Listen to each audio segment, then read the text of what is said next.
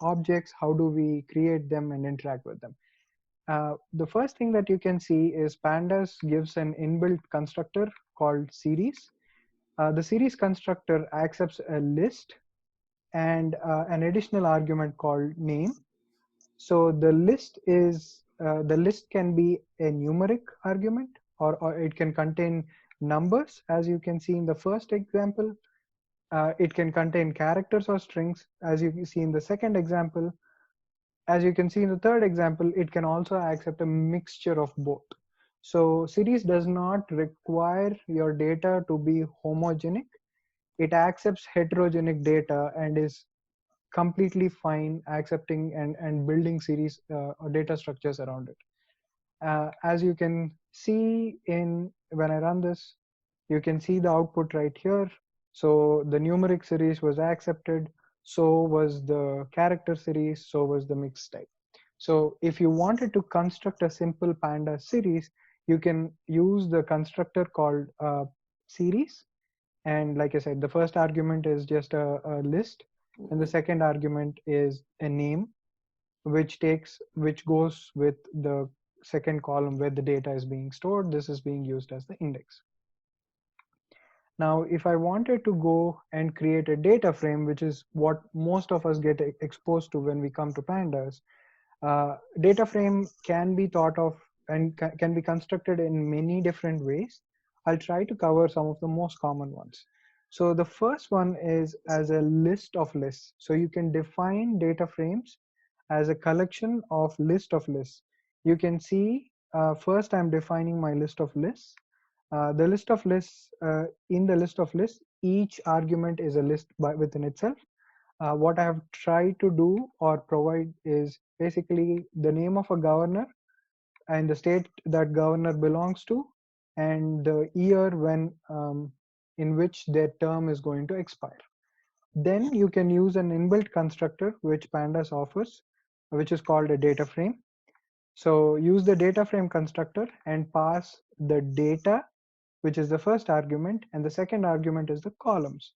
Columns is the name of all the columns which are in your data frame. So name goes with the first argument, state goes with the second argument, and so on and so forth. These are not the only arguments that data frame accepts, just some of the arguments that we need in this particular case. Now, having said that, as the second method that I'd like to expose you to is creating a dictionary of lists. So instead of a list of lists, you can also create a dictionary of lists. As you can see, this is more structured for people who are more comfortable with dictionaries. You can define a key value pair like so, and then just pass the dictionary of lists to the same constructor, and that would also give you the same result. Another option is using a list of dictionaries. It's just an inverted way of thinking about it of method 2. So you can just pass the list of dictionaries like so, and then pass an this is the third possible argument a data frame constructor uses, which is an index. The index basically you're assigning the name to an index here. Then a fourth one is a list from zip. So you can use the zip function. Essentially, it's a modification of method 1. You can define list 1, list 2, and then combine them using the zip function and then wrap them around with a list constructor. This would also give you another way of a data frame. The last one is just combining a dictionary of series. So you define Pandas series, and they can be joined together in a dictionary, and that will also be accepted by a data frame. Again, you don't need to know all these methods, just wanted to show you that there are multiple different methods in which a data frame can be declared or defined. And the result that is being shown here is just proof of our methods being constructed properly. Let's see. Okay, so as you can see, the first data frame using method 1 the names of different governors and their terms and their state, uh, similar information, different states, and so on. Stocks we all thought we all wished we bought, and different places we wanted to be. So uh, from that, essentially simple takeaways that I wanted to highlight from that section is that series and data frame, both of them can represent largely common data sets that we can think of. So once you are able to take advantage of the series constructor or a data frame constructor to get your data into pandas, then you have all the functionality of pandas at your disposal to do different things that we want to do. One other thing to highlight is that series and data frames, both of them can support heterogeneous as well as homogeneous data. As I demonstrated, you can have just character data in your data set, or just numeric data, or a combination of both. All of them are well supported both by series and data frame.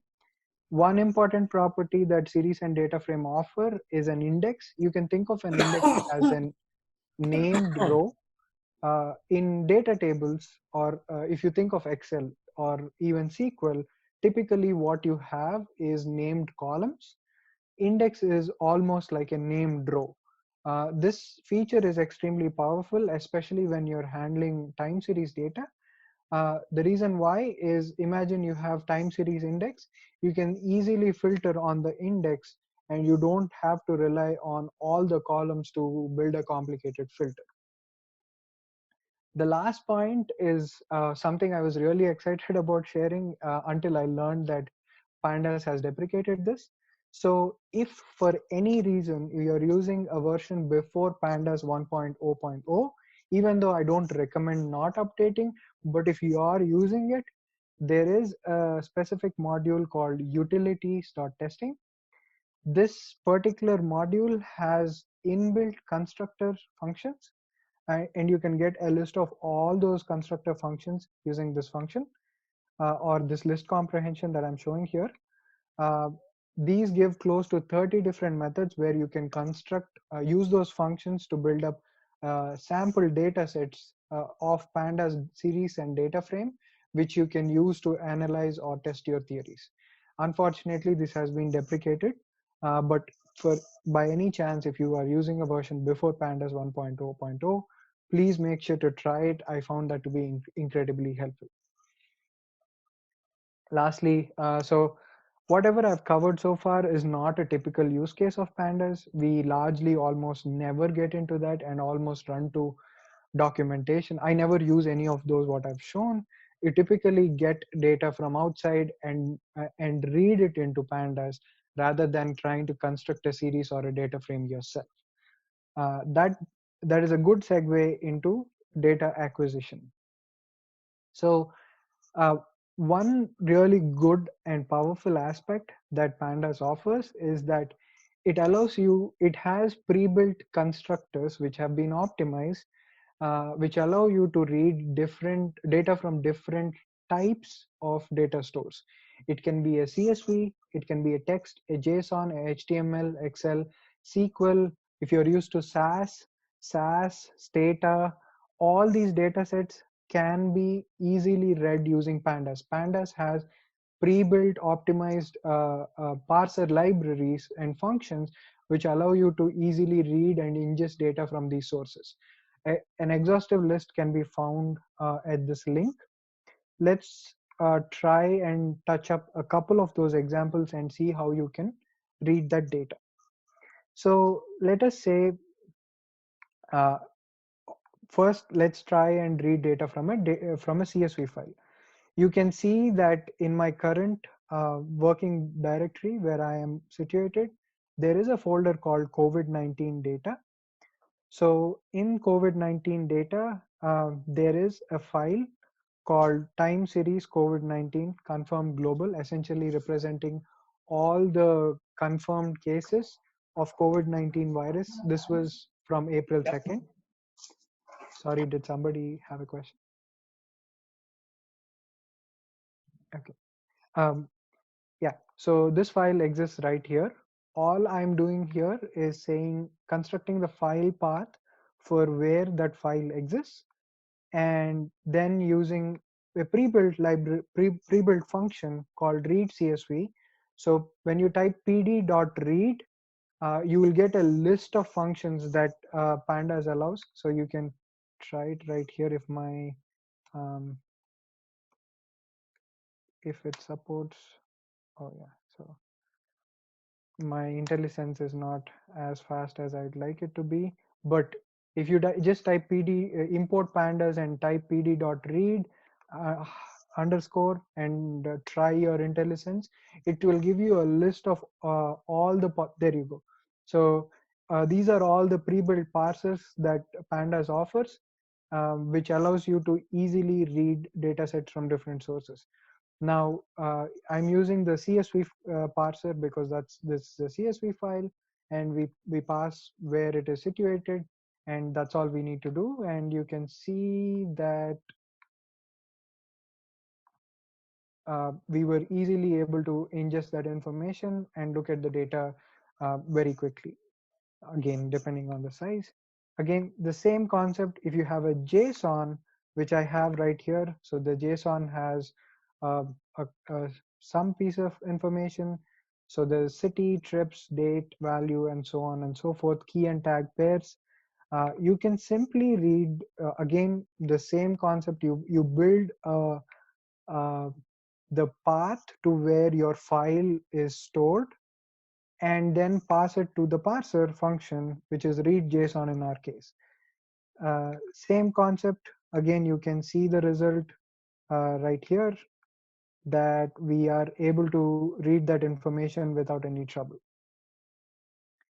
Now, uh, again, one other more commonly used data source is Excel. If you have Excel data, you can just dip into the same similar parser, read Excel, pass the file path, and you're good to go. So the takeaway from that is all you need to do is to be able to understand what are the arguments these parser functions needs and accept. So you can use these pre-built parser functions to bring data from external sources into Pandas. What would have been really nice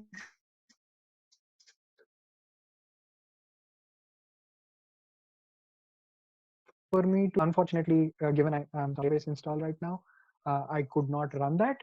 But if you have the time, that is one very good attempt, one very good data source to try from.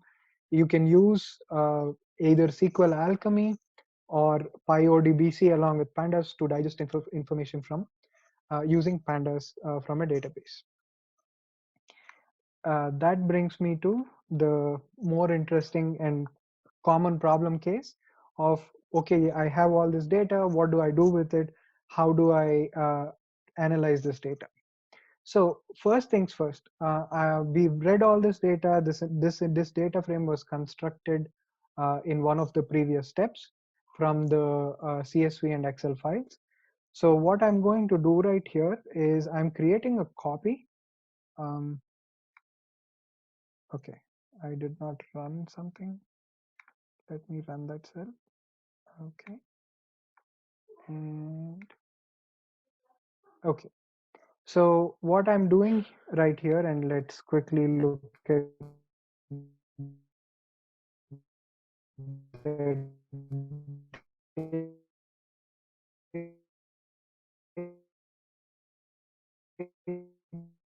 data, or we can even do this. Let's see, get rid of oh, confirm global cases, copy.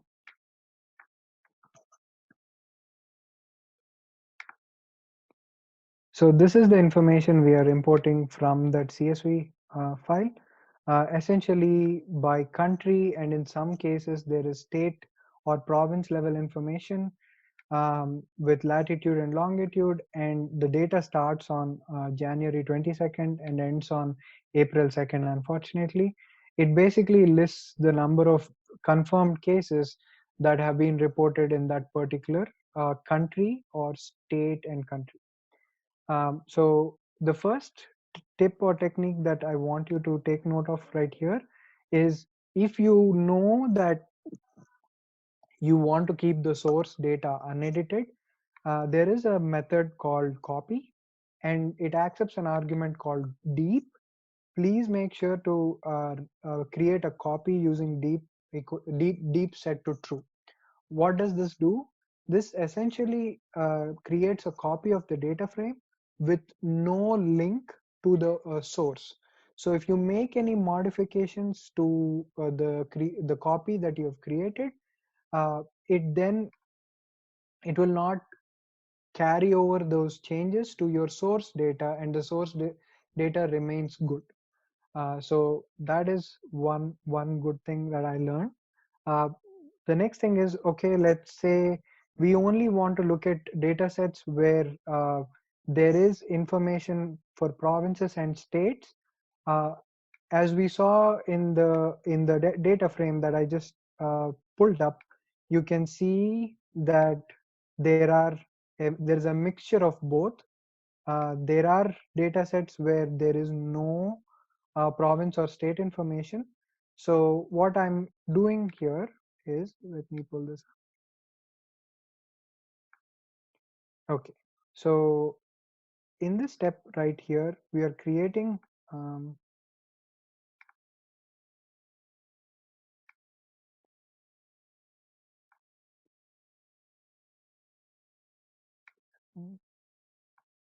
we have created a copy, and then we are basically saying we only are interested in those states where province or state is not null.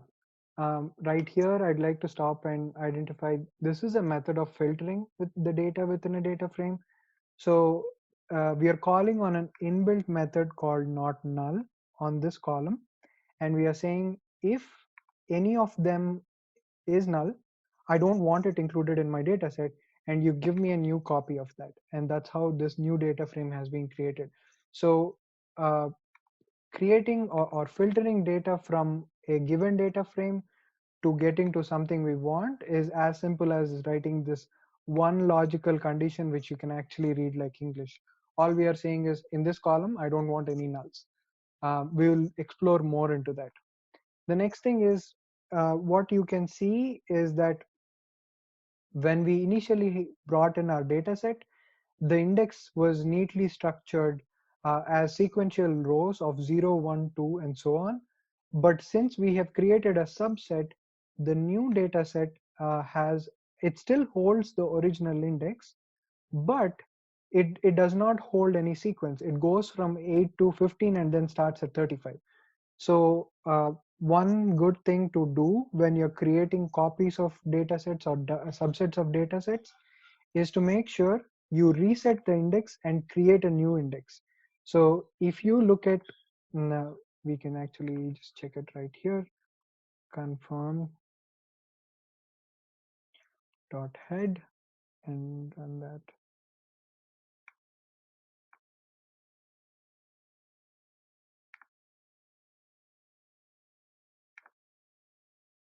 So you can see that our data structure uh, has a new index set which again starts at 0. And this is not the only thing you can do. You can even use any of your columns or set up custom indices to allow for easier filtering based on your index, which we will also talk about in the next steps. Um, are there any questions that I need to stop for? I minimized the panel, so I can't see if you guys are saying anything. Can Austin or Dave confirm I'm good to continue and we're going well? Yes, keep going. Once you run through this whole notebook, we'll take a minute to take some questions. Okay, great, thank you.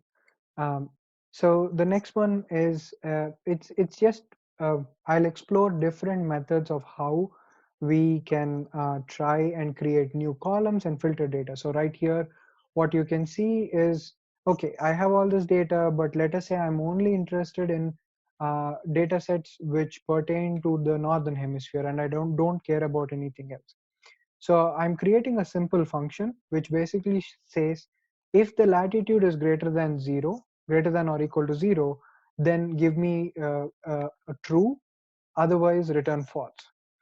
And I'm taking that and applying that function. So you can see that I'm calling apply on the data frame with that function. The argument to apply is the function that we have just defined here, and the axis along which we want the function to be applied. In this case, we want a column.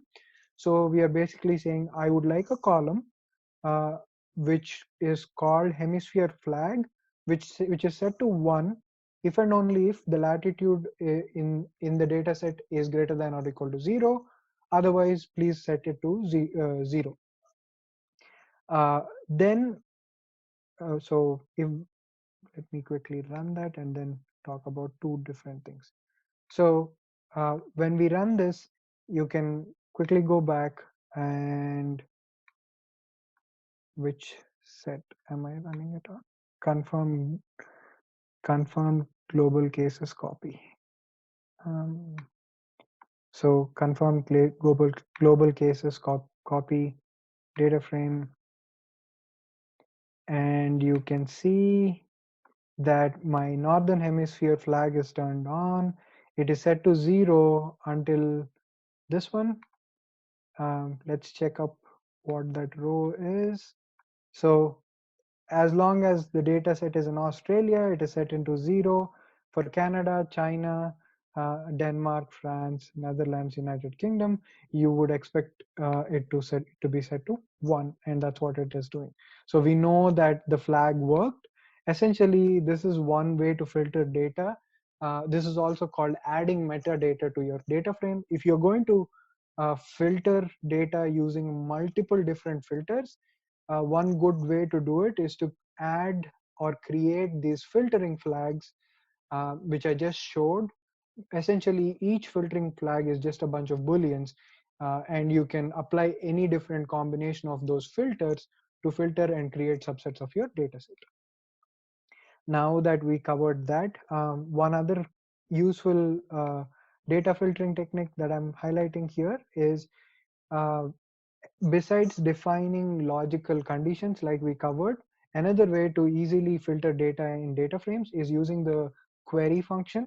For people who are more familiar with SQL or come from a SQL background, this is really useful. Essentially, all you're doing is you're defining a logical condition on and passing it to the query function. So you can see that to query, I just say, give me just a list of countries where northern hemisphere flag has been set to 1. And if you look at the northern hemisphere data set, it would just be that it's just you can see clearly here 80 rows have been reduced to 68 rows, 12 rows have been removed, and you just have data for those countries which are in the northern hemisphere. Now the next one is, let's say we want to filter on multiple conditions. We've all heard that the virus has originated somewhere in China, and it's in a province called Hubei. So there are two conditions you want to filter your data set on. Now what I'm doing is, all you need to do is just expand what we have seen earlier, define both your conditions and join them using what makes logical sense to you. Since in this particular case we want datasets that only pertains to Hubei, we are saying the country needs to be China, logical condition 1, and uh, it has to be in the province has to be in Hubei.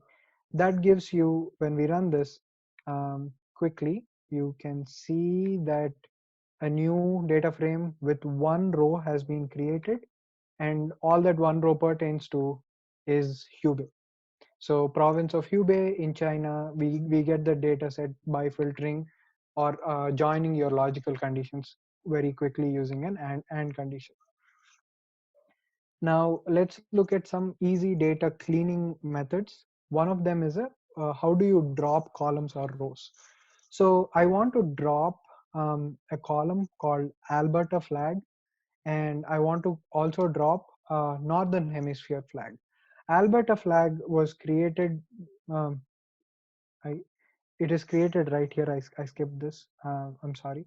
So So one other way to create a column or a logical condition is by using NumPy. You can use the where construct of NumPy and pass the same logical condition instead of using the apply function that we covered earlier. So this is another method to generate a Boolean filter.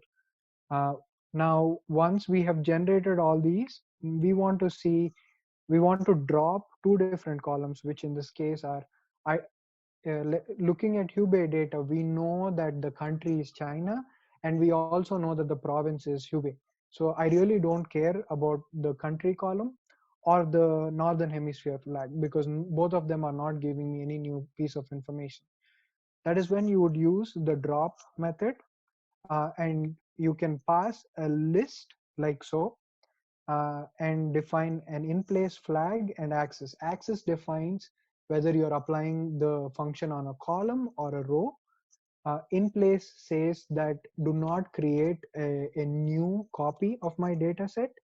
Just return, do the whatever action I'm asking on the data set, and do not create a copy. So these two are just demonstrating that you can drop columns and how you would do that. They are just exploring different methods of doing the same thing. Uh, so I'm not going to go into that data frame just to show that columns have been dropped. Just know that these two are simple methods to drop those columns, and this is just um, all we are doing here is we are deleting the different data frames we have created, which we're not going to use going forward.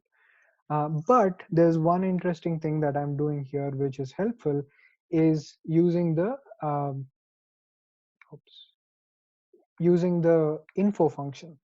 Info function, it accepts an argument called verbose. When you say verbose is true, it prints out a summary of your data frame, but it gives you a lot more information than just summary. It tells you what your columns are, what is their data type, and how many non-nulls exist in your data set. Uh, that I find that very helpful to explore and understand different types of data frames that I'm working with. But at the same time, you may think, well, I really don't want my latitude and longitude to be objects. I want them to be, I don't want them to be strings. I want to cast them into a more versatile data type. So you can use this technique of as type and d types together to basically change the data type of a given column. So as you can see from here to here, let us run both. When you check, these are, you can see that the data frame here is has been cast into objects.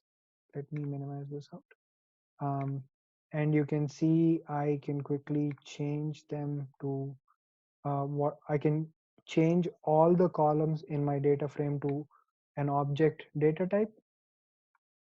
And you can use the same construct to essentially cast them to float or strings or integers, anything you want. But essentially, the as type construct allows a user to manipulate the column data type of a data frame. Now, so we talked about index earlier. What we can do here is uh, it basically shows you a method on how you can use index to use index as a filter. So in this case, what I'm doing here is I'm taking the data, I'm creating a subset of the larger data frame, and I'm only getting data for China by using this filter. Once I get the data for only China, then I am resetting the index and dropping it like we covered before. Then I'm creating the index, or I'm setting the index to be the province or state. This is a good one to look at. So if we just looked at China data right here, you will see that the index is no longer uh, a It is no longer a 0 1 integer index. It has been set to the province of the country. So this just helps you understand that you can use any type of information as an index, and it is better to make sure your index is unique. It allows you to perform a lot of operations efficiently if you do that. So now you can simply perform filtering directly on the basis of your province or state, which has been set as an index. Let's quickly look at how to do that. So we have assigned this index, and we are checking. We have confirmed that the index has been set to the provinces. Now, if I wanted to do something we already checked, I just wanted to create a subset of the China data set and get the Hubei data separately. When I look at the China subset data frame right here, let's look at that China subset data frame. You will see it will only have one row, which is for Hubei. And that filtering was performed using the index rather than any of the columns. So just wanted to show that it is possible to filter using indices, and index is actually a powerful tool at your disposal. So what have I covered under data filtering and data cleaning? I'll try to highlight all the important points which are shown here. Essentially, if you want to make sure your source data is not modified, please make a deep copy by using by setting the flag to true before you make any modifications to your source data. It's just a good practice. How do we create new columns? We cover two different constructs. One is using the apply function and a user defined function. The second one is using the numpy where construct. Then the third one is how do we drop unwanted columns? We can use either the axis argument or the columns argument. We covered this. And then how is the info method helpful? Then number 5 is how do we change the data types in of individual columns as well as all the columns in a given data frame.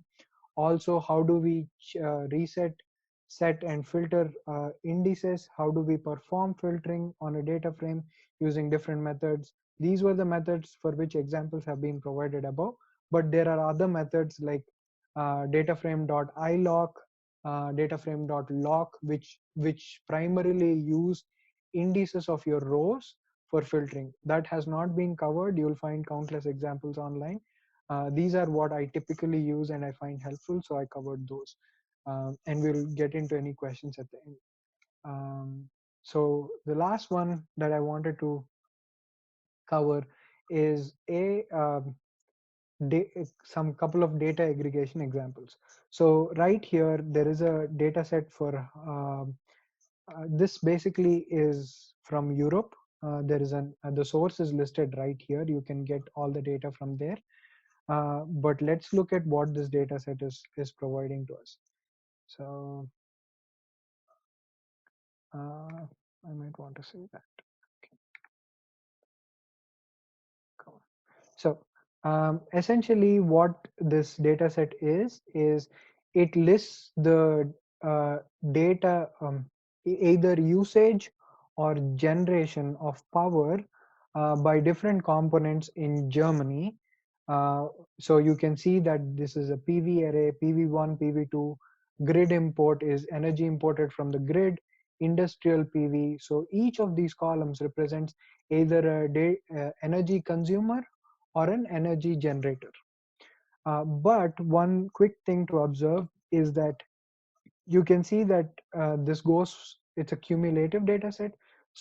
So this goes from 261,301 to 303, which tells me it's a cumulative data set. But another thing that is important to observe is the resolution of the data set is 15-minute resolution.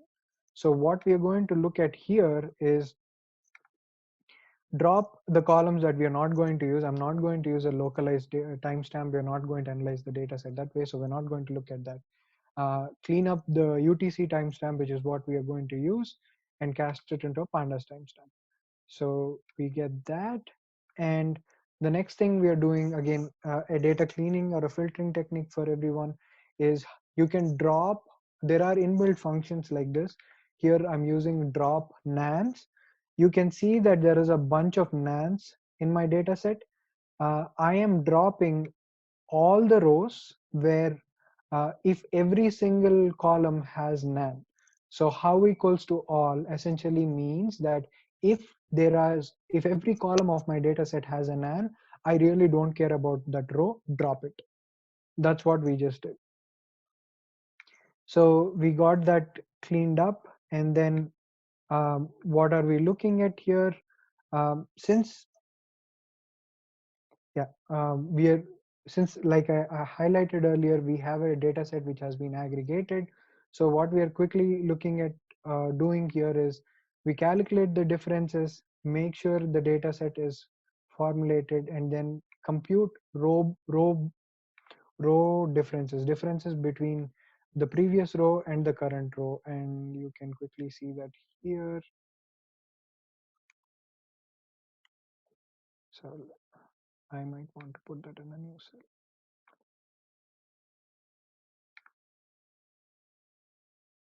If you look at that, so you can see that the first row became nan because there is no other row to subtract it from, but every other row has a more reasonable number of, I'm assuming this is in megawatts or kilowatts, but 2.4 megawatts is being used, or kilowatts is being used by this industrial consumer, or and zero point 0.3 megawatts is being generated by, in this case, and so on and so forth. But to look at a quick aggregation technique, we know that the data set is in 15-minute intervals. I want to look at it on an hourly fashion. I really don't care what is happening in a 15-minute interval. So what I'm quickly going to do here is I'm going to create an hour grouping criteria. I'm saying my data set has time steps in its index. So create a new column called hour grouping.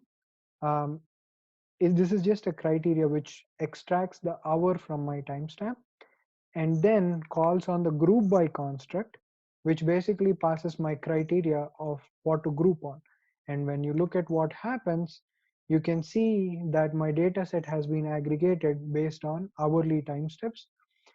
So for 2017, month 1, day 1, hour 0, this is my data. This is the sum of all the 15-minute time steps. Similarly, you can see for hour 1, hour 2, hour 3, and so on. So all you had to do to aggregate your data from sub-hourly or minute or second level to a higher resolution was essentially just define what your grouping criteria is, and what columns or on what aggregation technique you want to be applied when you group. So that's what we just did here. Okay, we another way to think about it, um, but I'll show you something really quick if we are still doing well on time, is if we looked at the hourly sum and hourly mean, I initially expected it to be 8760 hours, which exist in a year. But if you actually look at hourly sum or hourly mean, they are 24 rows, and that's all it is. There's nothing else.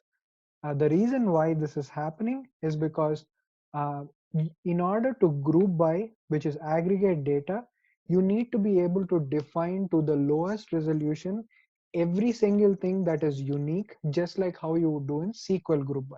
So when you say aggregate from both on the basis of year, month, day, and hour, you would, and you look at the data instead, that is what we were looking at earlier, you would actually get hourly, for each unique hour, you would get an aggregated data point. So there is that, and then this is just another example of how you can use an inbuilt feature of Pandas called pivot table. This is another technique. Use pivot table to essentially try and aggregate data or reshape data. There is other functions like stacking, unstacking, pivot itself to aggregate data. So you can see for the year of 2017, I got for each month, for each column, I have a single data point. So you can as well just do that at any time resolution that your data set supports. So what did we cover in the last step? There's just so many techniques available at your disposal through Pandas to both aggregate and disaggregate data using Pandas. Um, you are welcome to pick and choose what you feel comfortable with. There's no one good method, but in general, group by is actually one of the most powerful tools that Pandas is offering. I would highly recommend getting familiar with group by and learning to use it. For people who are used to the older version of Pandas, it used to allow chained aggregation functions, which means basically on a group by you can run and define 10 different aggregation functions. I want to sum, I want to calculate average, I want to calculate quantiles, quartiles. But unfortunately, in the newer version of or the latest release of Pandas, that functionality has been deprecated. So please be aware of that. Otherwise, this is kind of what we covered. These are the high level points of what we have covered so far. I'm going to take a minute to break and ask if anybody has any questions. How are we doing on time? Should we go into one more notebook which looks at COVID data from a high level, or leave the time for questions? I yield to you guys. Thank you, Uday. That's one of the best commented notebooks I've seen in a long while, even compared to my own work, which feels sloppy compared to how verbose that one was. We have time for a couple questions. Not going to be able to get into the next notebook, just to be cognizant of Komal's time as well in her talk. But if anybody in the gallery has a question, we can take one or two of those. Please unmute yourself. Noticed some similarity. About 30 years ago, I was writing DBase programs for a customer complaint database. So, but kind of new to the new way we're doing it here. Berkeley Unix and C, but that was at ASU in the 1990s. Okay, so you're just getting started using some pandas and Python here, and some of these tips and tricks looked pretty good, looked useful for you? Yeah, I used to write probably written a couple of hundred of basic programs when BASIC was king, but that was going back to the Commodore and Radio Shack and all that kind of stuff. So kind of got a gap there. Nice. All right. Are there any other questions from anybody? If not, Komal, if you are ready, if you would like to unmute yourself, share your screen, and introduce yourself, we can get into your talk. And I want to say thank you to Uday for his presentation on pandas. It was very, very thorough and very good. I learned a couple of new things here I think I forgot a long while ago. So thank you for that. Thank you for the opportunity. Appreciate it. Yeah, thank you, Uday. Thanks, Austin. Yes, and as Uday mentioned before he started talking, he's going to post his stuff up on GitHub over the next week or two. So watch the meetup thread channel for if he's going to post those out as well. All right, Komal, are you there? Yep, I'm here. Great. Hi. Hello. All right, we can hear you. We don't see you, but if you want to share your screen. Okay. All right, I see your PowerPoint here. Yeah. Once you get that, yeah, we can see your screen now. So once you get that pulled up, and just introduce yourself and what you're going to talk about, and feel free to get into it.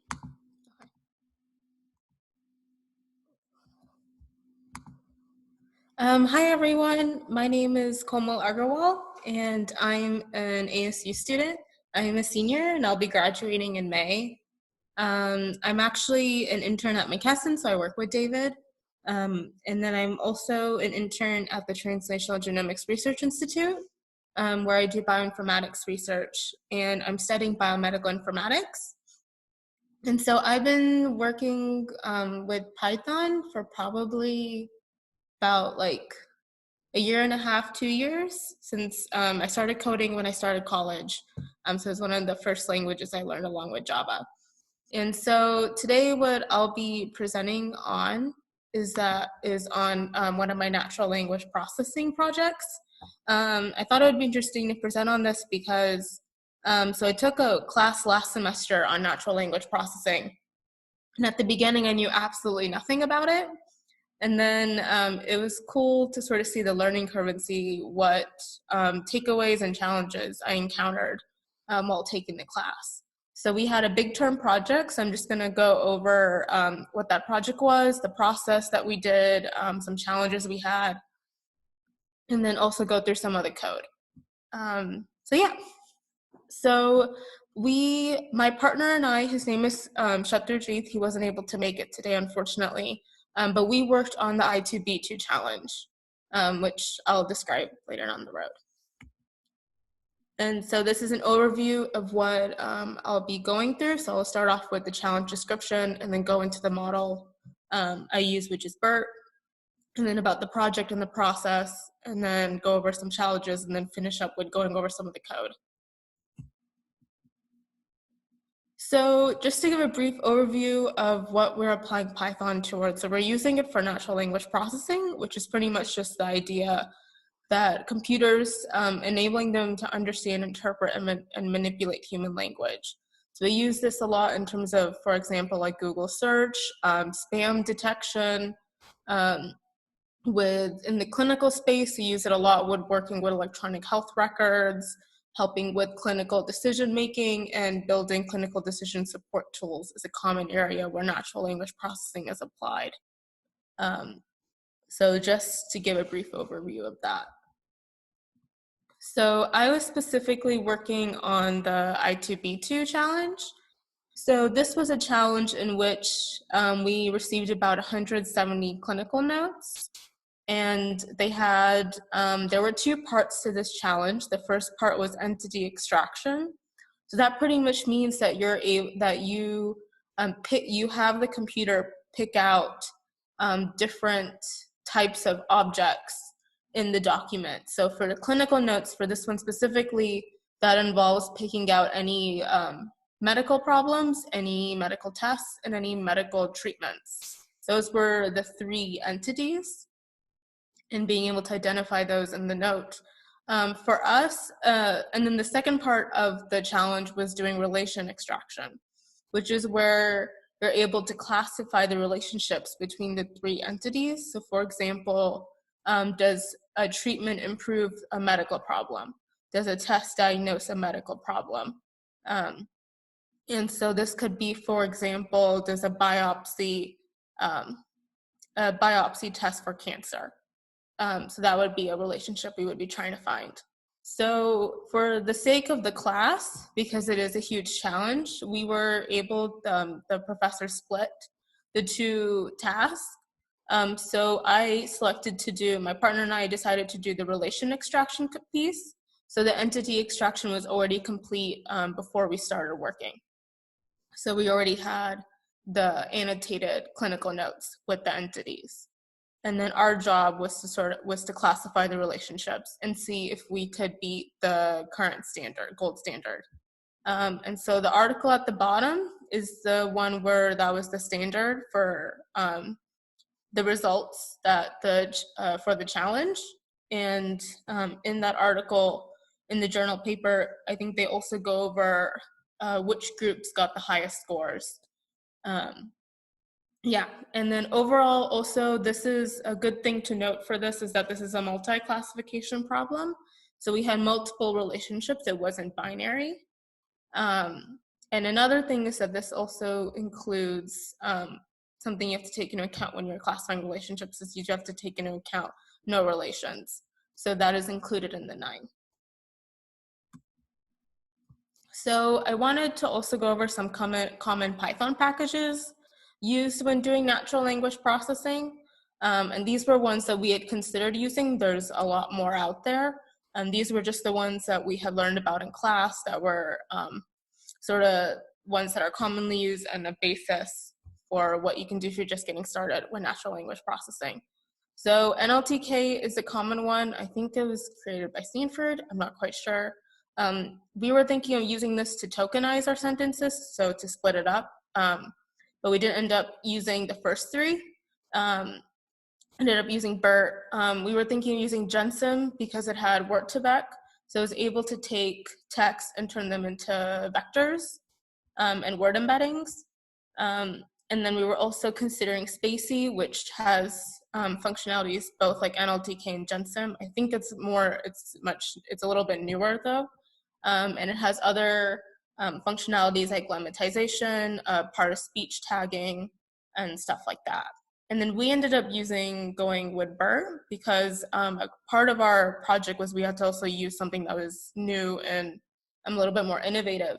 And BERT is a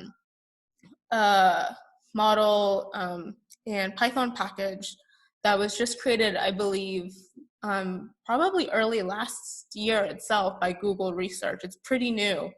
And so that was what we ended up using. So a little bit about BERT. So BERT stands for Bidirectional Encoder Representations from Transformers. It's sort of a very, it's an area in natural language processing that sort of revolutionized it. It's in Python, and you can access it via PyTorch and TensorFlow as well. They do have, they have functionalities to work with those packages, like with Hugging Face and all that. And then it's an open source Python repository, so that's the link for where you can access it. And pretty much you can pretty much use it for a lot of different applications of natural language processing.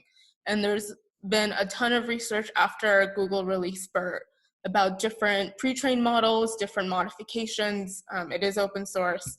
There's been a ton of research after BERT came out, and some of the applications include next sentence prediction, question answering, named entity recognition, and relation extraction, which is what we're doing.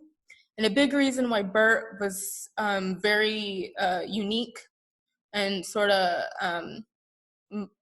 revolutionized natural language processing is that it performed better than the gold standard for the SQUAD dataset, which is a question answering dataset. And I think BERT is actually currently being implemented in Google search engine as well. So BERT, just to give a high-level explanation of what it is that it uses a transformer encoder, which so normally in natural language processing, what ends up when you're using neural networks, you can only read a sequence of text, so like a sentence. You can only read it one way, so you read it left to right or right to left. But a transformer allows you to read the entire sequence at once. It reads it both ways, which was really new. And that sort of allowed it to have a higher accuracy. But part of that also is because when you read it both ways, you're a little bit cheating when you're trying to do like next sentence prediction or stuff like that. So it sort of, the way BERT, they were able to implement it was they masked around 15% of the words that they used when they trained it. So they implemented, that was how they were able to get it to work, was they implemented a masked language model, and then they also implemented next sentence prediction. And then a big part of also why BERT is very unique is that it was pre-trained on a very large corpus. It was pre-trained on Wikipedia and on a book corpus as well. And so it's very generalizable. You can use it for a lot of different tasks. And because it's been pre-trained on that, it saves anyone who's using it, the pre-trained version, a lot of time, because all they have to do is just fine-tune it and apply it and run the methods against their data set. And they don't have to spend hours pre-training. So this is just a general diagram of what the input is and what the output is. So you give it your text, which is tokenized, and then BERT does all of the modifications for the next sentence prediction, and then it outputs a class label. So in my case, the class label are those 9 relationship types. And then this is just a brief overview of the text pre-processing that BERT does internally. So in order for it to work, what it does is it separates each sentence. So the CLS at the input and that first pink line is the start of a sentence, and then the SCP is to show that it's the end of a sentence. And then it sort of breaks it up into token embeddings, segment embeddings, which is just showing that each segment is one sentence, and then position embeddings, which is each word, or each token, sorry, in the sequence. So for our application specifically, we were working on the clinical notes. So another part of our project was that my partner and I had to come up with an innovative sort of component. And we decided to focus on class imbalance, which is a big part of when you're working with natural language processing. It's very common to have this problem. And so when you're working with text, you have to see how many types of entities you have, how many types of your classes you have. So these were 8 of the relations, and on the left side, these are each of the relationship names, and then on the right side is all of the number of training samples for each of them. So you can see that, for example, the first one, TRIP, has a very few number of samples. It has 51, but one of them, TERP, has about 993. And so this is important because the model might be predicting TREP much more because it's just trained on many more samples of that specific class. So it might not be able to predict classes with a lower number like TRIP when it's given that data set. And a big problem also when you're working with text is that you have a huge number of no relations, which is pretty much any 2 entities that didn't have a relationship. So we had about a total of 7,000 no relations and about 3,000 total relations. So that's a huge imbalance. And so our idea was that we would have 2 experiments. Our first experiment is that we would just use BERT, like the regular version, and we would not do any sort of class balancing. And that's the side on the left. And so we fed it in the input data, and then we generated the no relations, and then we just pre-processed it like normal and gave it to BERT and had it do all the predictions from there.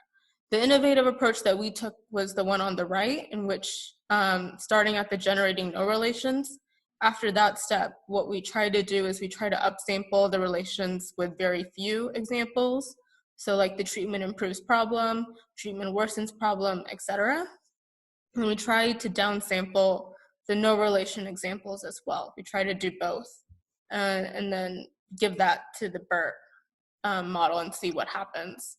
So we ended up having about, I believe, around 5,500 no relations at the end, and then about like 4,300 positive relations at the end of this. So a brief overview of all the steps for the natural language processing. So the first step when you're working with natural language processing is to always look at the data. And specifically with clinical data, this becomes very important and very difficult. So first of all, I also wanted to go over that for when I'll be showing an example clinical note. I won't be showing any of the real data because I don't want to violate any of the data licensing agreements because it is clinical data. So when I'm talking about this is just about in general an overview of what we had to do, but some of it might be a little bit different just because I'm trying to make sure that I don't talk about the data that we use actually specifically. So you first have to look at the syntax when looking at data. So this includes like punctuation when is stuff ending, because you're going to be getting, because you get huge text and notes. So it's not always, each sentence is not broken up. They're not already separated. So you have to do that yourself. You have to see when they end. A big part is to also look at headers. So when you're getting clinical notes, you might have a header for medications. You might have one for date. You might have one for problems and all of that type of stuff.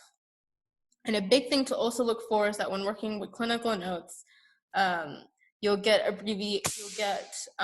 punctuation in areas like MD, which is not actually, you don't want to separate the M and D because it's an actual, it's an abbreviation, or you'll have like doctor. So stuff with punctuation that matters. You also have to see if you need to normalize any of the text in your data. So for example, if you have a prescription drug that's uppercase in one area and lowercase in another, will the model count it as two separate entities or not? So you have to make sure you have them all the same, so that when you're running it in Python and the model is able to figure out that it's not looking at two different words, it's looking at the same one. And then another thing is to check the size of the document and how many documents you have, because that'll make a big difference in terms of how you want to approach your pre-processing later down the line. So an example clinical note, this is one that I made up, none of it's real. I changed everything on here, but I took an overall format from the ones that I used. So you can see that they have different headers. So they have like the mission date, the discharge date, history of present illness, and the medications. This is not the complete clinical note. This is probably like the first 5 lines of like a couple hundred lines. But you can see that for example, like each header has a colon, and every line in every sentence is on a new line. And then stuff for punctuation to be careful about. So for example, they have the Mrs., which has a period at the end, and then John, but that's all one name. And so stuff like that. And then this is an example of what the output is going to be. So this is when you're running a model, this is sort of what you want it to look like at the end, and this is what you're comparing it to. So the way this works is that we're given 2 entities, the bipolar disorder and the lithobid, which is the problem and the treatment.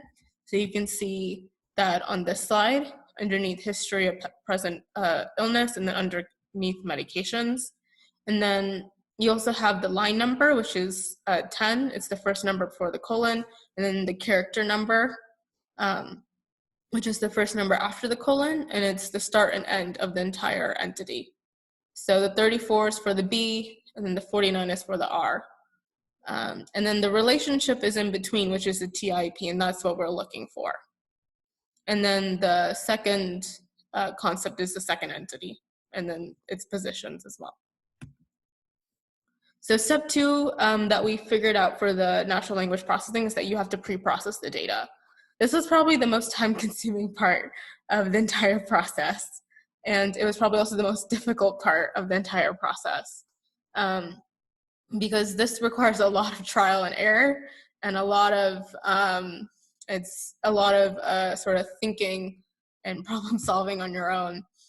This is where you could probably use stuff like regex and pattern matching, and in order to parse out the sentences and be able to extract the entities from the raw clinical note and all of the different attributes that you need.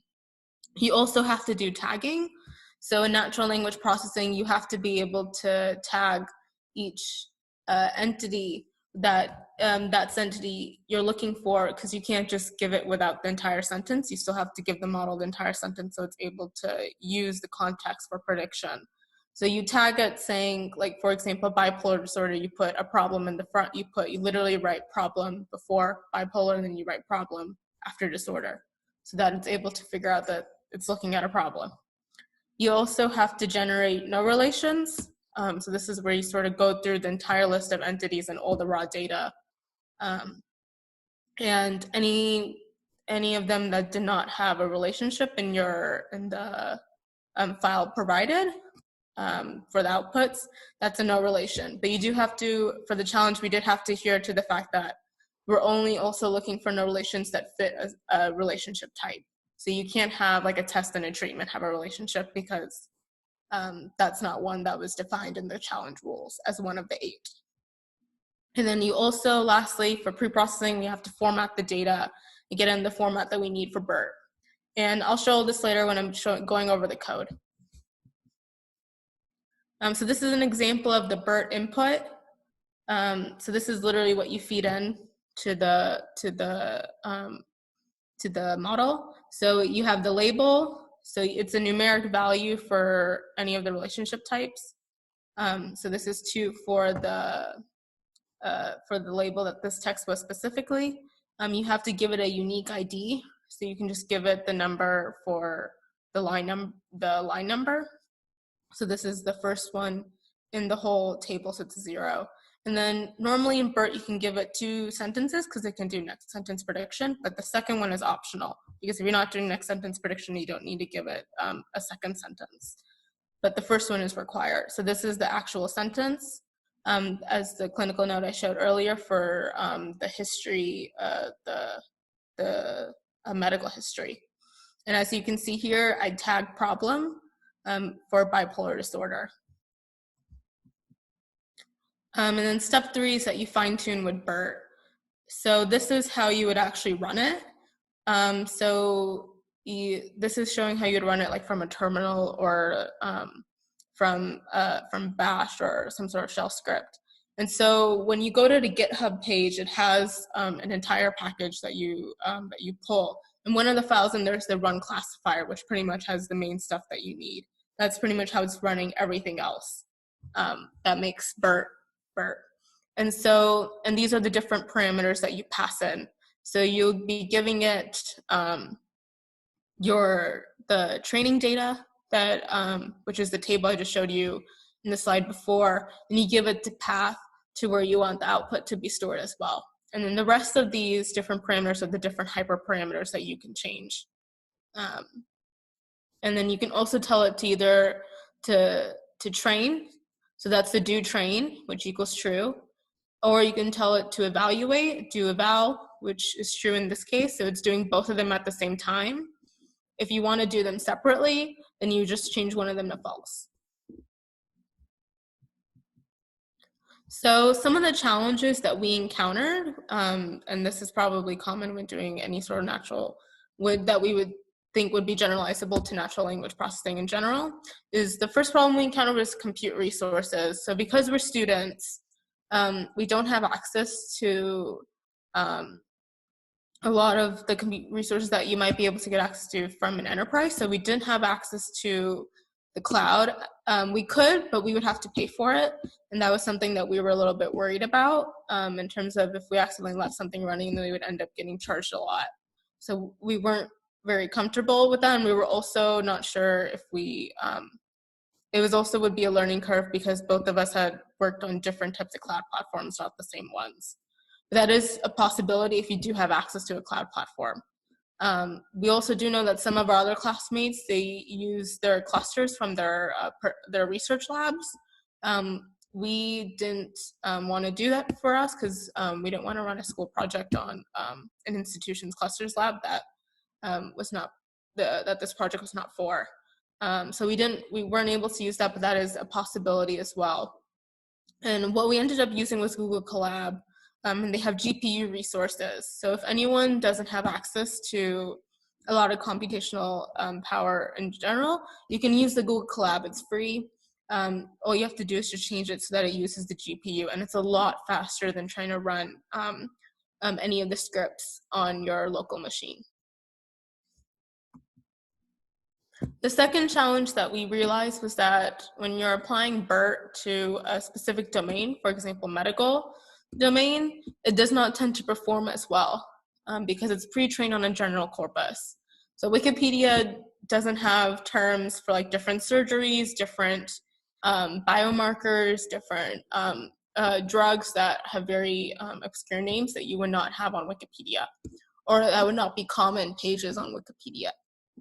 So when doing natural language processing on a very specific domain, it's important to look into models and Python packages that are specific for that domain. So for example, for BERT, there's BioBERT, Clinical BERT, and SciBERT.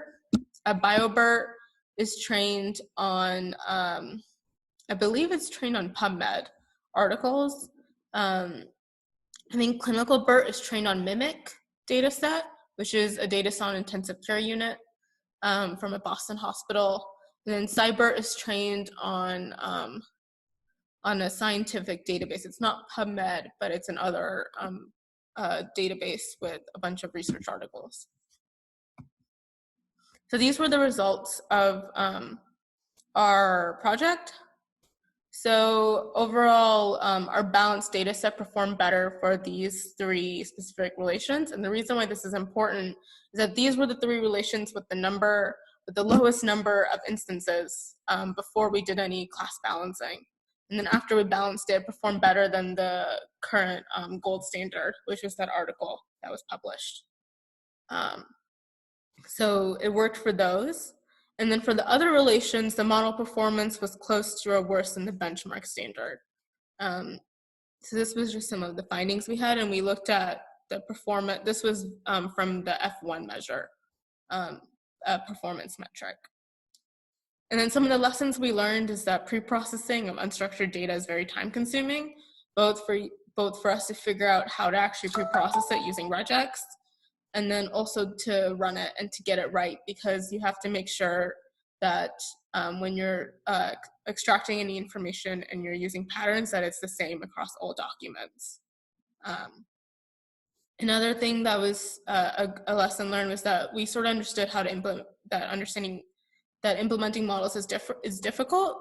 We learned a lot about the theory about BERT in our class, and then when it came to actually applying it and running the Python scripts, it was a little bit difficult because there's not much documentation out there. There's a couple Medium articles that are really good, but it's still quite difficult to understand and figure out, especially for applying it to a specific data set, because you have to go in and then change some of the open source code so that you can, it applies to how many classes you have, for example, what accuracy and performance metrics you wanted to output, those types of things.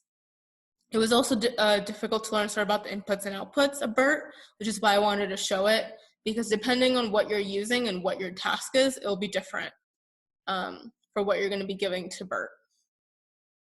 So like if you're using PyTorch, it might be a little bit different than if you're running it from the command line. And then it's also important to do error analysis for to see why your BERT model performed the way it did. Okay, so now I'm moving on to the code. I just wanted to do a quick check to see if anyone had any questions and how I'm doing on time. Yep, time's good, Komal. And if anybody has any questions at the moment before she jumps into the notebook, please unmute yourself, and we have take 1 or 2 questions.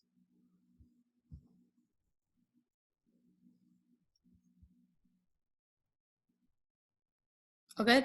Okay. All right, sounds like no questions. Go ahead, Komal. Okay, thanks. Okay, so here is my notebook. So we had 3 notebooks. So the first thing I also want to just reiterate is that I won't be able to run the notebooks because I can't show any of the outputs since the data is confidential. So I'm just going to sort of walk through, and that's why I had a very lengthy presentation, because I can't really show what's going on in terms of visually. So this is the first notebook that we had, and this is where we did all of the pre-processing of our training data. So this was this is only functions that we then called from another notebook. So the main packages that we ended up using were Pandas, NumPy. We used OS because we had to read in the data from the Google Drive operating system, and then I think that was also why we used subprocess, and then RE, which is the regex Python package. So the first the first function that we have here is a function to get the relations. So as you saw in the Python script that I had, in the presentation I had, I showed an example of what the relationship output looked like. And so that is literally what's in the text files that we are given for this challenge. It's just each line is a different entity relationship. So we had to go in and extract the relationship that was in between the 2 entities. So we had to use regex for that. And so what we did is that it reads in, we made a data frame, and this is the the columns for the data frame, and we write in the text. And then here's where we did the regex. So this is where you can see that we are trying to pull out where it's what text it's having in here, where it has the two straight lines and then the R equals, which indicates that this is the relationship, and the text we're trying to pull out, and then the two lines. And then we also wanted to pull out the start line and the start word, which were the two numbers with the colon for each entity, so that we could figure out, so this would allow us to extract the entity later on through indexing, so that we could have the appropriate entity with the correct relationship. And then this is just us outputting it to the end data frame that we would be returning. And then this is us getting the tags. So this is where we actually extract the entity. So this would be so that we would know if it's a problem, or if it's a treatment, or if it's a test. So this is where we would create a data frame where we have the start line, the end line, and then the start word, and then the actual tag. And then here we have a series of different regex operations so that we could get what the tag is. So that's what this T equals is here for. And then we just write it out to a data frame, and we're appending it. So it's going through each clinical note one at a time. But each clinical note could have multiple entities. So that's why we have to make a data frame for every note. And then at the end, we append every data frame for every note into one big data frame. And then this was in the next one, which is where we make the no relation. So this is something you have to make. It doesn't come already with you. So this is where we're sort of looping through every single possible relationship. And then we're seeing if it's, they match any of the feasible relationship types. So like a problem and a problem, a treatment, if it's not a problem and a problem, or treatment and a test, that then we would append it, we would count it as a no relation, and then append it to a data frame. And this part is just allowing us to check to see if those two entities were in the relationship text file that we had, which had all the entities in the relationships, so that we would know if it's a no relation or not. And sorry, this function isn't as well documented, but yeah, that's what this one is doing. And then this function is to insert the end tag. So a question you might be having is, how does the model know that when you give it, for example, bipolar disorder, and you label it problem at the beginning and problem at the end, that the second problem is the end. So the way you know that is you put a backslash in front of it. A slash in front of it. And when you're doing it for all of them, the model will be able to figure out that that's the end tag. And then this is the same thing, but you're just inserting the start tag into each entity. So this is where we're passing in the tag that we extracted from the regex that we had earlier, and then we're putting it in between the two side characters. And then this is the function to actually insert the tag. So this one was to just create the tag. This was to insert it per line, and then this is to insert it across every single row in the entire clinical text.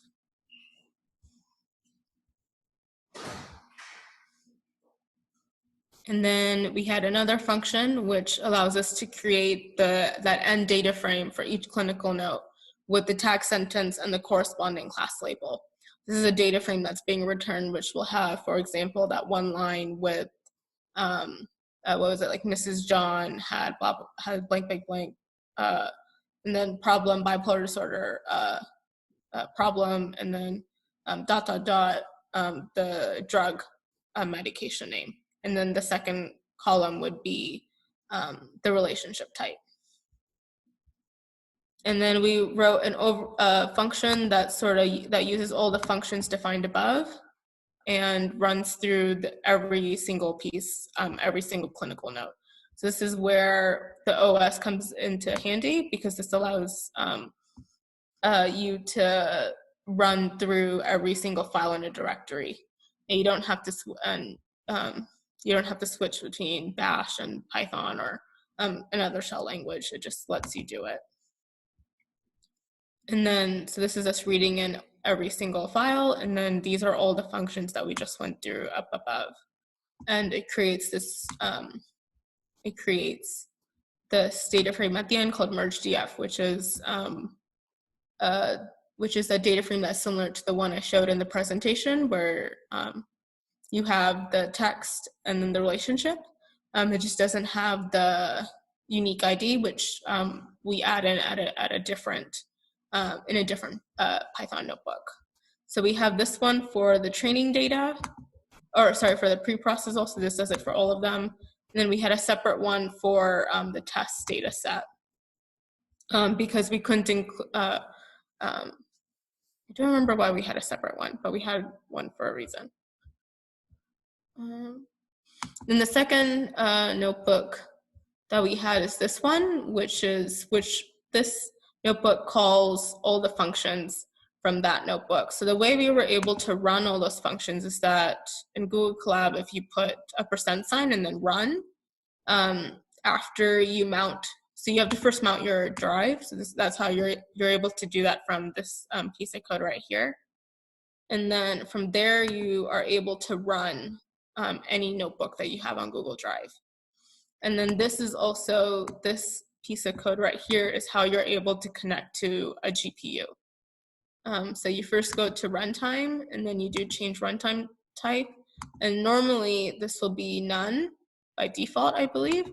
You change it to GPU and then save, and then you run this line of code. It'll set up a GPU and it'll allow you to check it, because it'll give you a device name.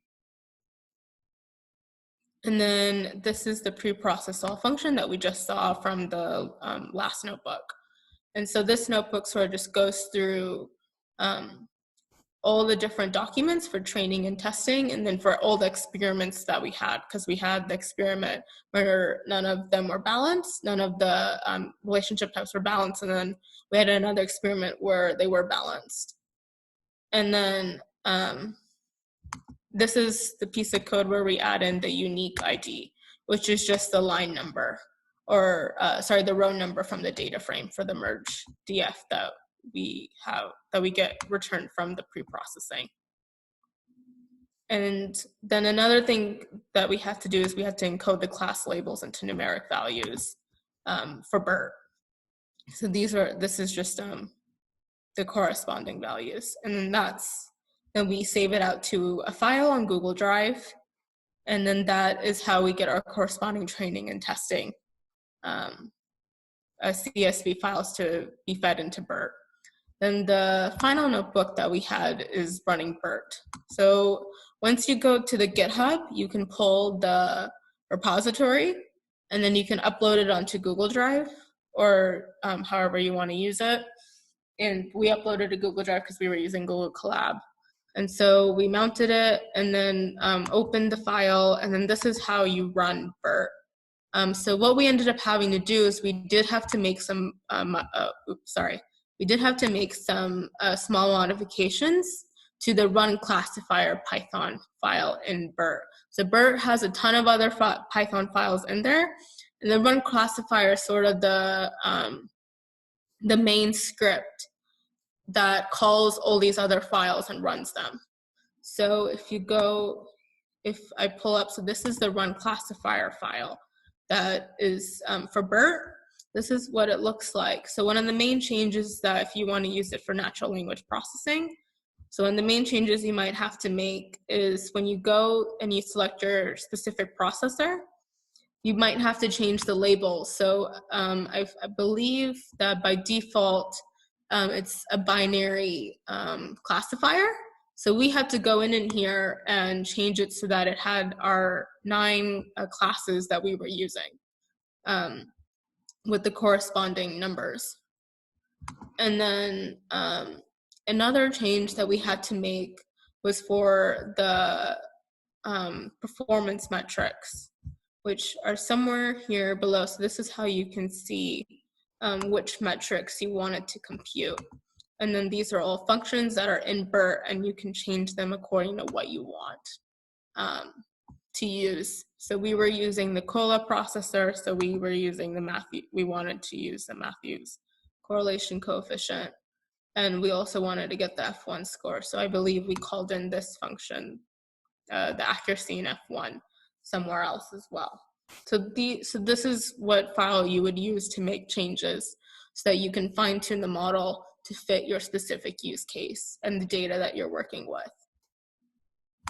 So then, so you run that, and all the other files that the run classifier uses are in the same folder, the PyTorch pre-trained. BERT, we didn't remove any of them because otherwise it'll throw an error when you try to run it. And so these are the different parameters that you can use. So we use COLA. I think that was the default one. I think that's why we used it. And then we did say to train it. We did say to evaluate it.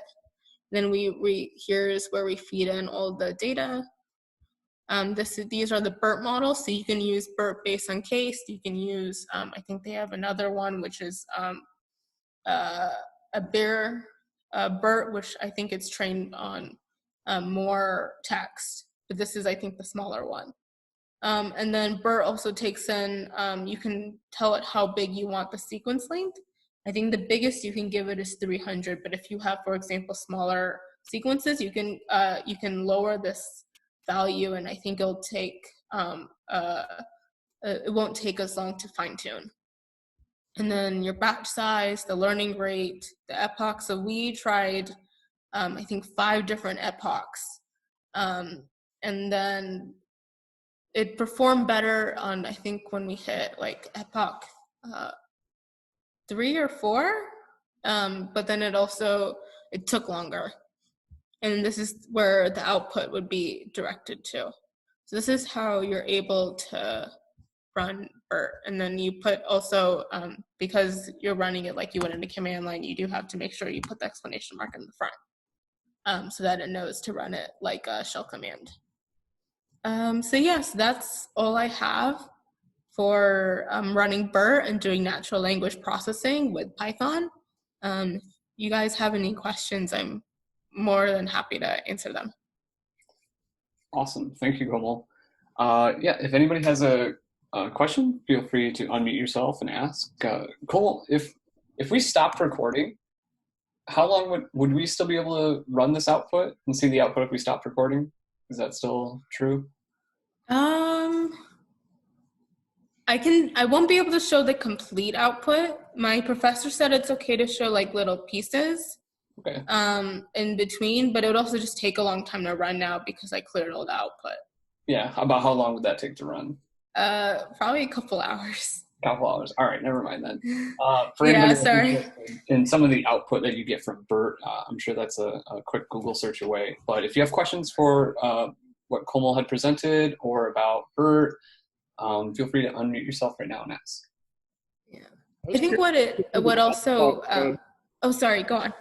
I was just curious. Like, I didn't see. So you said you were using PyTorch, and I don't have much experience with it, but when I saw previously, it's like you have like a class that you make your model with, and then you're defining and this could be like way off because, I don't know what BERT, like, is there like any part of that code that you're doing where it's like you're actually doing the train and,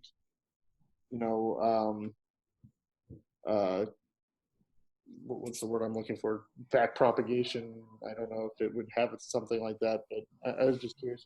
Talking about transfer learning with the BERT model? Yeah.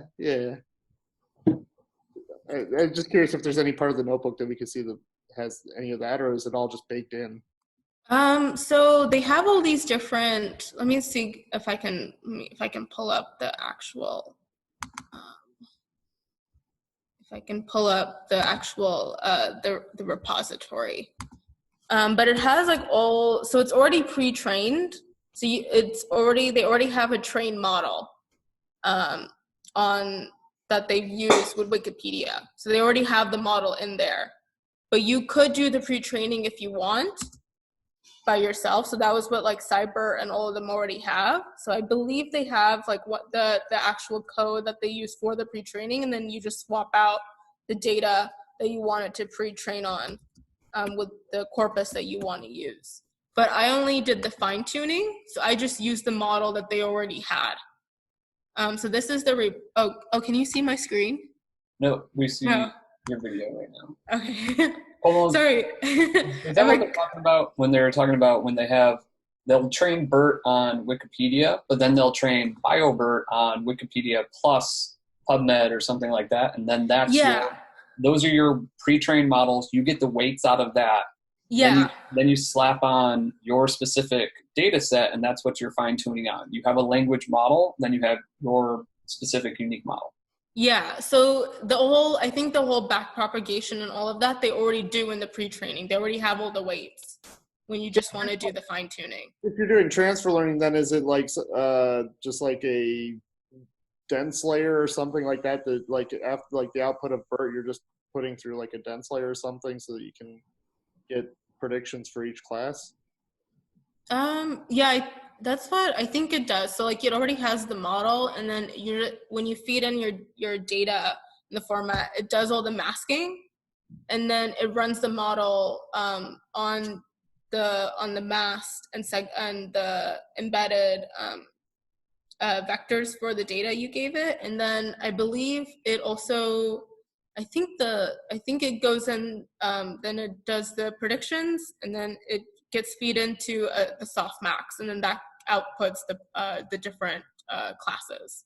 Yeah, I can add on to that. So with transfer learning, when you get the whole network and all the weights, what it does for the language model, so say Komal got her BioBERT with Wikipedia and PubMed data, what it does when you transfer learn it, it'll take the whole network except the very last layer. It'll strip that of all the weights that are in there, and then it'll retrain, take the previous, the known language model, and then it'll put it on top of that, and it'll just fine tune for the last layer of that neural network and then readjust it from there. But it keeps all those weights, so you don't have to train all those different layers and all those different nodes. It just takes the last one off, so then it has to recalibrate all those last layer weights, and then it goes back through, and it might change other layers and nodes weights, but it will change the last layer the most, and that's what the fine-tuning is. It's just the last layer before classification. Yeah, so that's why when you're just doing fine-tuning, the big part for BERT was that why it was so unique was that because if you just want to fine-tune, it doesn't take very long to run.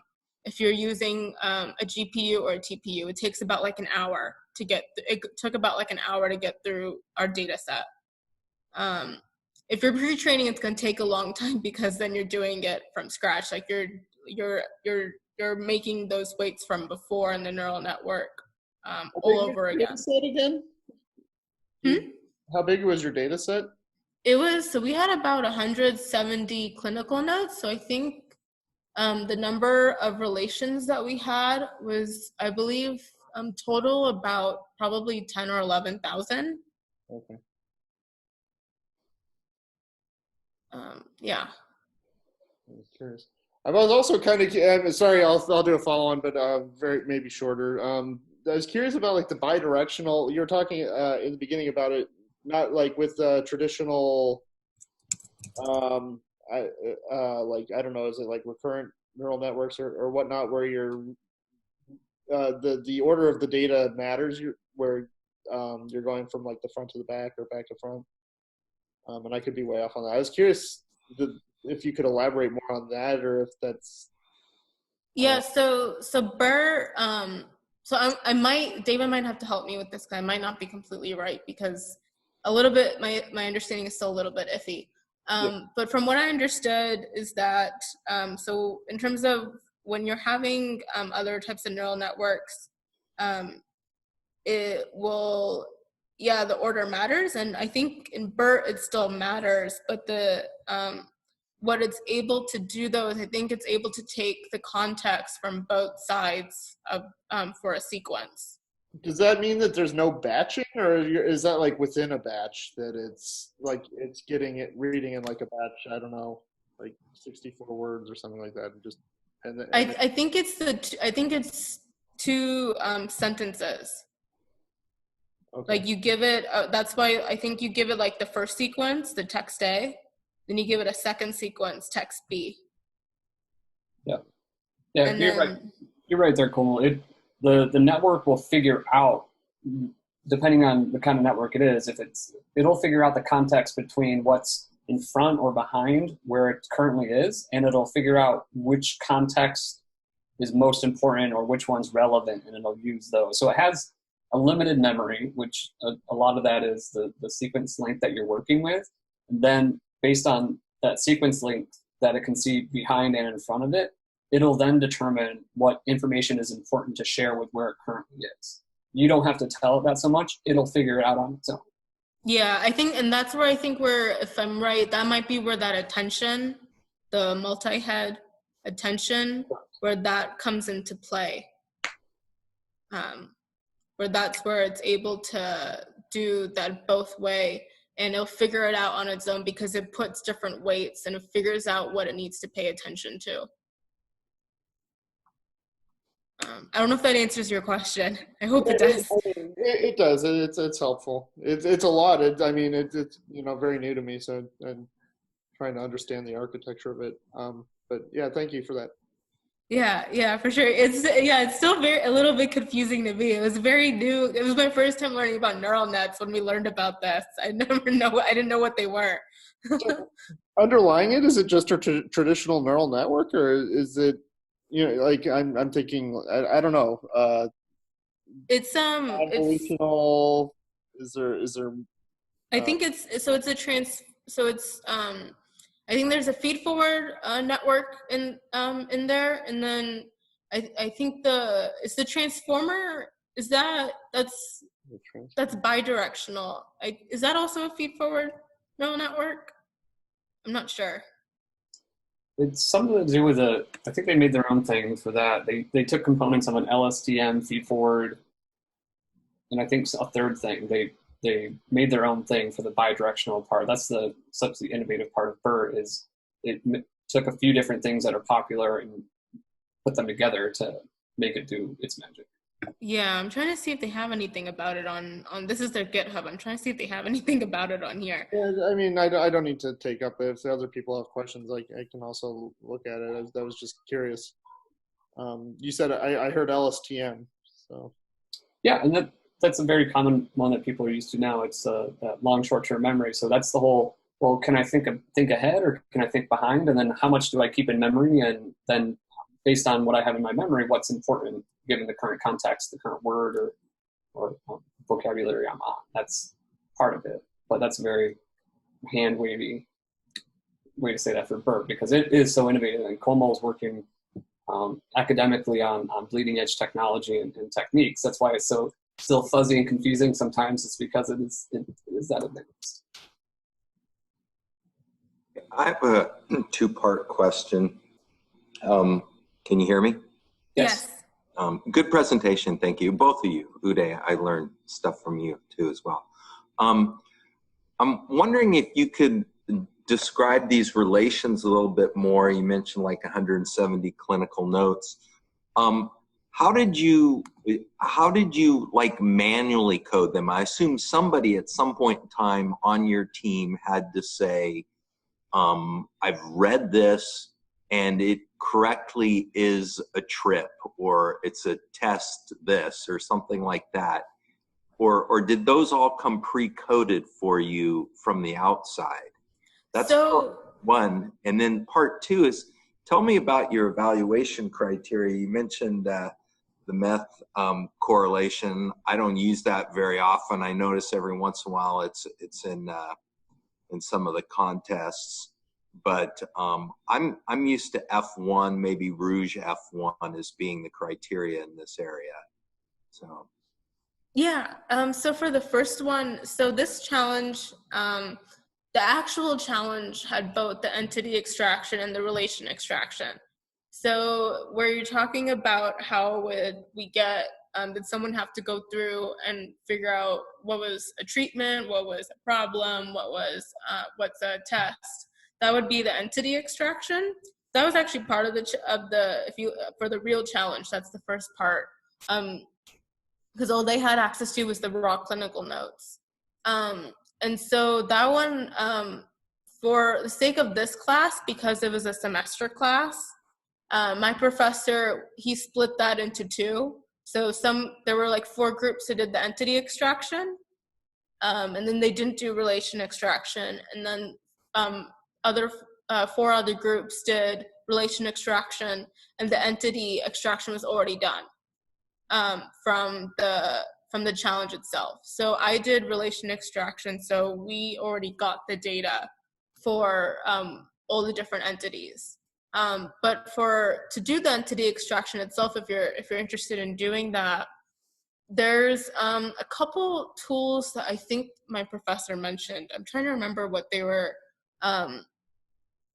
called. One of them I know for entity extraction. I do know some of the groups actually use BERT for that as well, because it was the whole prediction thing, where you predict if it's the correct entity or not. And then, but for us, we were already given that just for the sake of time for the class.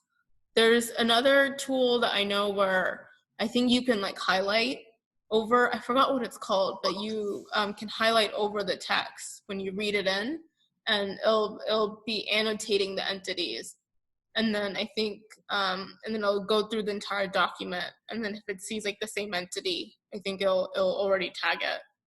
But yeah, in that aspect, yeah, it was a tedious process. But I do know like the students who did entity extraction, they were focusing more on using predictive models for this class. Komal, did you use Spacey's Prodigy to do the labeling or entity labeling? No, it was already given to us. Okay. For this class. Because I think a part of it was that we wanted to make sure, my professor also wanted to make sure that it was already completely done correctly, because our focus was supposed to be on the relation extraction. And so that depends on the entity extraction and how well you do on that. So he just gave us the file release from the challenge when the challenge was completed. Then you were blessed. Yeah, yeah, we were. That was one of our first questions, was do we do both or do we do one of them? But yeah, and then for your second question, we used the F measure. I think I can pull up my actual report possibly. Is it this one? So we used, so this was, I don't know if you can see my screen, but this is the actual, our results. So we used the F measure. We didn't use the Matthews coefficient. It might have outputted that, and then we might have just ignored it.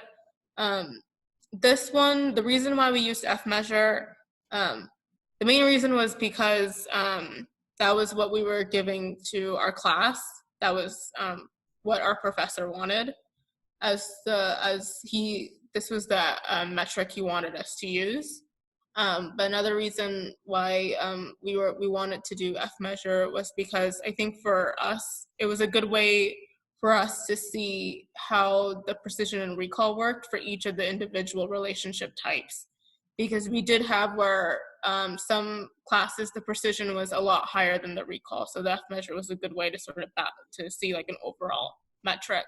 So if these are F1s and not like F scores as of ANOVA F scores, I assume they're F1s.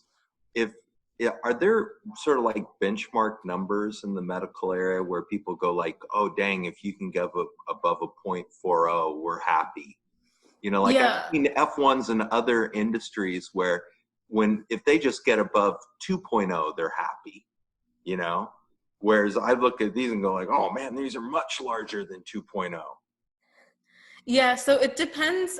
So for this project specifically, there was an article published from Usner, and then that one went through sort of an overview of all the challenge submissions and report on like the top 5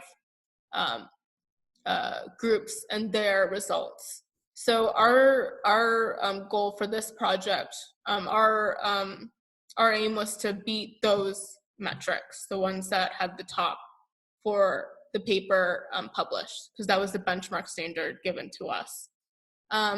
When I do research though, for like on my own, when I do like my biomedical research in the lab and I'm building models, for us, when we talk about, and this could be different for other institutions, but in my lab, when we talked about what counts as a good enough metric score, we sort of think that we use 2 things. We use first literature that's already been published and what their scores were, and that sort of gives us a ballpark in terms of what we should expect and what we should see.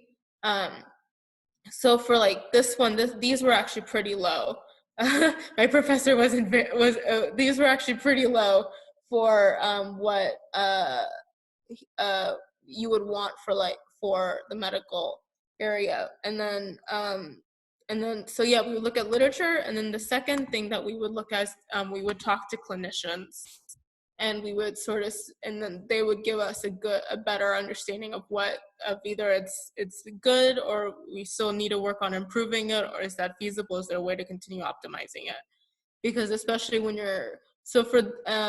and I think it also changes a little bit when you're doing when you're doing research and you're just trying to see a model and do a proof of concept and working on a data set, compared to when you're actually implementing a clinical decision support system or something like that, because the accuracies and the metrics for that must be a lot higher once it actually goes into place in a hospital. I don't know if that answers your question, but. Yes, thank you. Mm-hmm. All right, Komal, we're just at time now. So everybody, I will try to throw up there one last time their names. So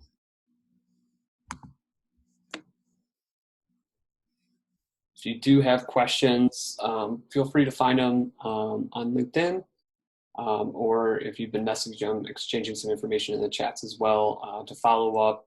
I know, Komal, your work is academic and proprietary, so I know we can see those results, but feel free to reach out to her to just talk about the concepts or anything like that. Uday, the same as well, if you haven't already been messaging him in the chats. So I want to say thank you again for our presenters, Uday and Komal. And there's no outstanding questions. It's 2 till 9, and we'll wrap up the DesertPy Pandas and NLP meetup.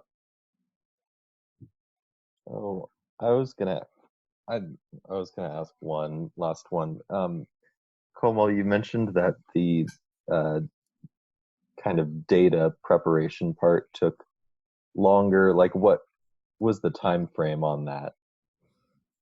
For us, it probably took us, because also, so we weren't working like full time on it. We were working like a couple hours a week. But in terms of hours, it probably took us, I would say maybe like 25, 30 hours probably total, for the pre-processing. Mm-hmm.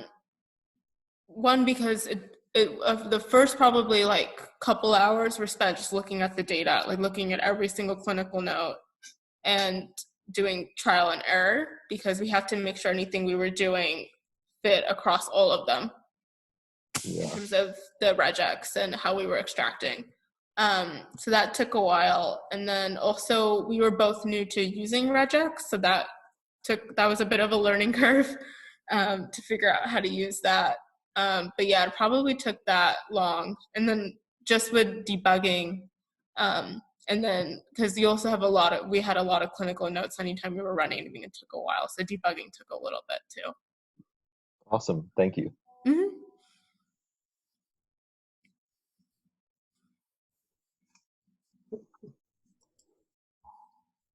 All right, Austin. Thank you both for your presentations, and thank you, Dave, for hosting tonight. Komal and Uday, those were very, very interesting. Thank you all for who attended. I think this format works pretty well for us, and we'll probably, I don't know, Uday, did you tell us whether we were going to have we're going to be doing this via Zoom in May, or do we have other options at this point? I don't think so. I think we're doing this in Zoom next month. Okay. Also, yeah, okay. Yeah, and please note that there were both presenters posted GitHub some links here. Oh yeah, okay, I see that. That's the BERT reference. Yeah, Komal, did you have a presentation you want to share? We can put it in our GitHub presentation repo if you want. Yeah, I think I can share. I'll go through it once to make sure that everything's okay, and then I can just email it to David. That'll work. If you get it to one of us too, we'll get it up there, and Uday will make sure to put a link in the meetup comments. Thank you all.